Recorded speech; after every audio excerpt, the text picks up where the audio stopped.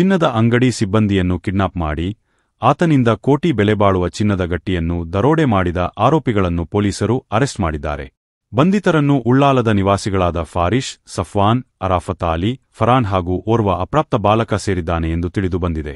September 26ರಂದು choice gold ಎಂಬ ಹೆಸರಿನ ಚಿನ್ನಾಭರಣದ ಅಂಗಡಿಯ ಕೆಲಸಗಾರ ಮುಸ್ತಾಫಾ ತಮ್ಮ ಸ್ಕೂಟರ್ನಲ್ಲಿ ಸುಮಾರು 1.5 ಕೋಟಿ ಮೌಲ್ಯದ 1 ಕೆಜಿ 650 ಗ್ರಾಂ ಚಿನ್ನದ ಗಟ್ಟಿಯನ್ನು ತೆಗೆದುಕೊಂಡು ಹೋಗುತ್ತಿರುವ ವೇಳೆ ರಾತ್ರಿ 8:45ರ ಸುಮಾರಿಗೆ ಮಂಗಳೂರಿನ ಕಾರ್ ಸ್ಟ್ರೀಟ್ ಬಳಿ ಆರೋಪಿಗಳು ಅಡ್ಡಗಟ್ಟಿದ್ದಾರೆ.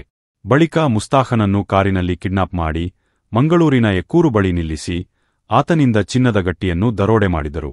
ಈ ಕುರಿತಂತೆ ಮಂಗಳೂರು ಉತ್ತರ ಪೊಲೀಸ್ ಠಾಣೆಯಲ್ಲಿ ಪ್ರಕರಣ ದಾಖಲಾಗಿತ್ತು.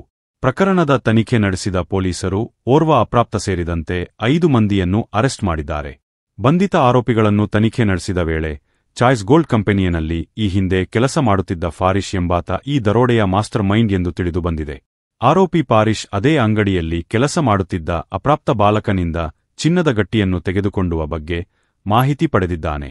ಅದರಂತೆ ಅಪ್ರಾಪ್ತ ಬಾಲಕ ಸೆಪ್ಟೆಂಬರ್ 26ರಂದು ಮುಸ್ತಾಫಾ ಚಿನ್ನದ ಗಟ್ಟಿ ತೆಗೆದುಕೊಂಡು ಹೋಗುತ್ತಿರುವ ಬಗ್ಗೆ ಆರೋಪಿ ಫಾರಿಶ್ಗೆ ಮಾಹಿತಿ ನೀಡಿದ್ದಾನೆ.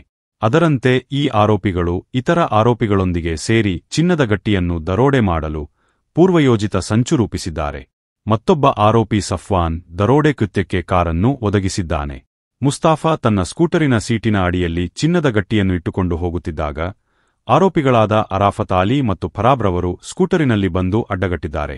ಇದೇ ಸಮಯ ಉಳಿದ ಆರೋಪಿಗಳು ಸಫ್ವಾನ್ ಒದಗಿಸಿದ ಬಿಳಿ ಬಣ್ಣದ ಕಾರೊಂದರಲ್ಲಿ ಬಂದು ಮುಸ್ತಾಫ್ನನ್ನು ಬಲಾತ್ಕಾರವಾಗಿ ಕಾರಿನಲ್ಲಿ ಹಾಕಿ ಅಪಹರಿಸಿಕೊಂಡು ಹೋಗಿ ಹಲ್ಲೆ ಮಾಡಿ ಮಂಗಳೂರು ಎಕ್ಕೂರು ಎಂಬಲ್ಲಿ ಅವರನ್ನು ಕಾರಿನಿಂದ ಇಳಿಸಿ ಚಿನ್ನದ ಗಟ್ಟಿಯನ್ನು ದರೋಡೆ ಮಾಡಿಕೊಂಡು ಹೋಗಿದ್ದಾರೆ. ಸದ್ಯ ಈ ಪ್ರಕರಣಕ್ಕೆ ಸಂಬಂಧಿಸಿದಂತೆ ಕೃತ್ಯಕ್ಕೆ ಬಳಸಿದ್ದ ಕಾರು ಮತ್ತು ಸ್ಕೂಟರ್ನ್ನು ಪೊಲೀಸರು ವಶಕ್ಕೆ ಪಡೆದಿದ್ದಾರೆ. ಉಳಿದ ಆರೋಪಿಗಳು ಹಾಗೂ ಸೊತ್ತನ್ನು ಸ್ವಾಧೀನಪಡಿಸಿಕೊಳ್ಳಲು ತನಿಖೆ ನಡೆಸಲಾಗುತ್ತಿದೆ.